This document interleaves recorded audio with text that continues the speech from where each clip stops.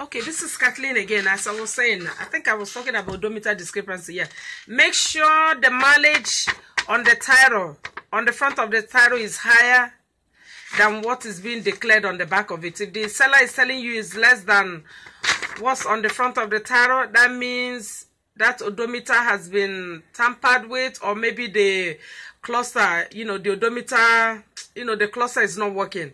So if it's not working, sometimes the mileage might get stuck. They won't be like in operation. It won't be moving. In that case, it's gonna be not actual. So when you're filling out the title, I'm gonna make you check not actual. You see, with the state of Maryland, like I was telling you, if someone declares a mileage that is lower than what MVA has registered, the system will give me some kind of warning. It will tell me the mileage registered at MVA. It will tell me the mileage on the front of the title. It's gonna tell me it's higher with motor vehicle. So whatever you're registering with that vehicle has to be higher than what is being declared at motor vehicle.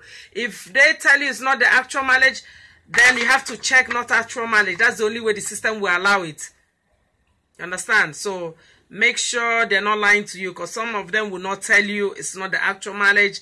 They will, like take your money, and the vehicle is not worth what they're claiming. So a lot of people do that, which is a crime. If they catch you, that's a problem for you.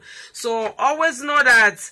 And then other states, like outside the state of Maryland, when we get that, if let's say the mileage is lower than what the title is saying, the system doesn't tell me. So all I'll do is to pay attention to the title. If I look on the title here, the title, if it's not the actual mileage, you will see asterisks. They'll put like 2, 3 asterisks, next to the mileage, letting you know that it's not the actual mileage, and it will tell you the brand, not actual. You will say not actual on it. So if that title is saying not actual, make sure whoever is filling out the back of the title will select not actual, because that's what I'm going to register in the system.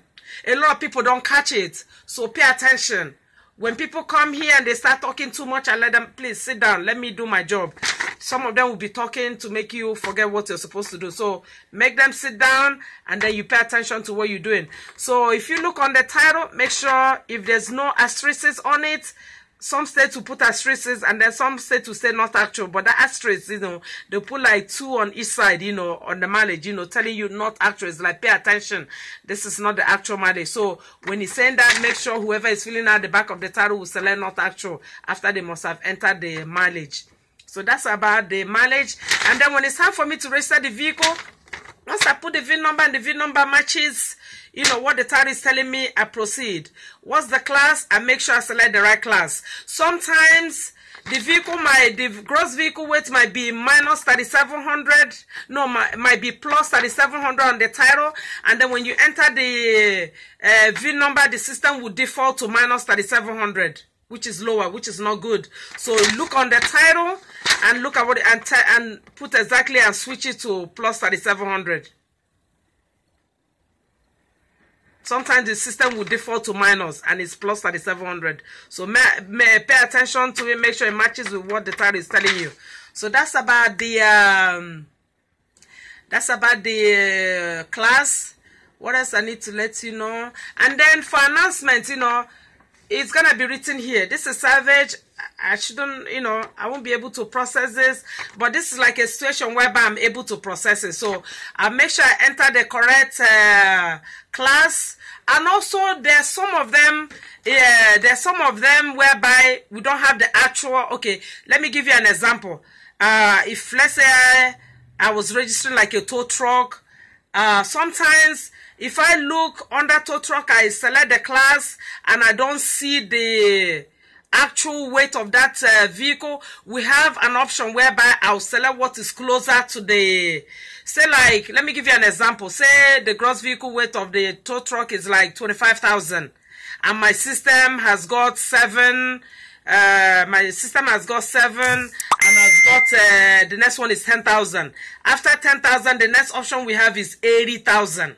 So I'm gonna select 80,000 and then I break it down. Where it says gross vehicle weight, I will enter the actual 25,000 as the gross vehicle weight. So when I print your registration card, it's gonna tell me, you know, it's gonna say 25. A lot of people don't know how to break it down, but make sure you look on the title. The title will tell you what the weight is. So if you don't have the option in the system, you select the 80,000. This is for like heavy trucks, you know, like tow trucks, tractors, all those ones that's got like 80,000. Some of them has got like 60, and sometimes you don't have the option to, you know, select. The system doesn't give you exactly that 60, so the system will give you 80. And then you have a place whereby you enter the actual mileage, the actual weight. Also, too, if let's say it's 25,500, the system goes like even. It doesn't break it down to like in five. Like if you put 25,500, the system will kick it out. So it's either you put, I believe, yeah, you put 26 or you put 25, and then the system will accept it. That's how you register that. So make sure that is selected, and then the mileage will, okay, then you enter the insurance and then register the vehicle. So that's all about it. And if there's a lien on the, say there's a lien, if there's a lien on the title, it's gonna look like this. Okay, this is a vehicle with no lien. You see here, it's blank. The one with the lien, you see it here. You see the name. If there's a lien on the title that they're presenting to you, make sure you ask for the lien release. Lien release, sometimes they give you something that looks like this. It's like pink or pink, and they write this is not a title, and then the lender will sign somewhere here, will sign inside the box, and then put the date of release, and then put a stamp and signature. Sometimes they give you that, or sometimes they give you this one, you know, like with a letterhead. The company that released this one is this, so it's gonna have the company name on here, the address of the company, the the company name, and then date. It's gonna have the date that lien release was printed, and then it will have the vehicle information. Make sure when you're looking at the lien release, the VIN number on this title, on the lien release, matches with what's on the title, because sometimes people might come here to play with your head. You know, they might give you a lien release, but it's not for that vehicle. So make sure the VIN number matches with the VIN number of the lien release they're presenting to you. You see the signature here, they'll put a signature, and then the date that lien was paid off, they'll put the information. So with this one, this is good. So when they present this to you, then when you register the vehicle, the lien will not be there for the next person who just purchased the vehicle from you. So make sure there's no, you know, if you find that there's a lien on the title, like this one, make sure you get the release. Without the release, we cannot register that vehicle. So you must have the release for the other person, for the new owner to register the vehicle. So that's all about this. And also, I'm going to talk about like the announcement on titles, you know, the announcements that they put here that shows that we're not authorized to register that vehicle. Sometimes it could be rebuilt salvage, depending on the state. Different states use different names, you know. In Georgia, they use rebuilt, or sometimes it will say salvage, just like Maryland. Salvage, you're not supposed to register. Rebuilt, any announcement on the title here, you're not supposed to register it at a tag and title agent. You have to walk it in or send the customer over to motor vehicle. So any type of announcement you see here, that means the value of the vehicle is less. Sometimes they might say flooded, and sometimes they might say abandoned, rebuilt. And then some states like Pennsylvania will use the word reconstructed, and it will not be here.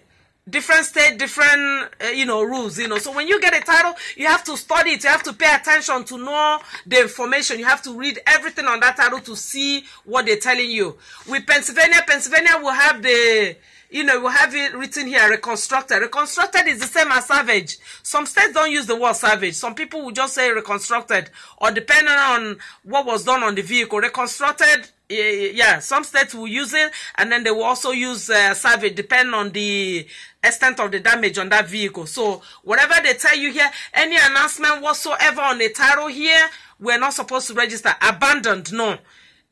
Flooded, no. Salvage, rebuilt salvage, we have to walk it in.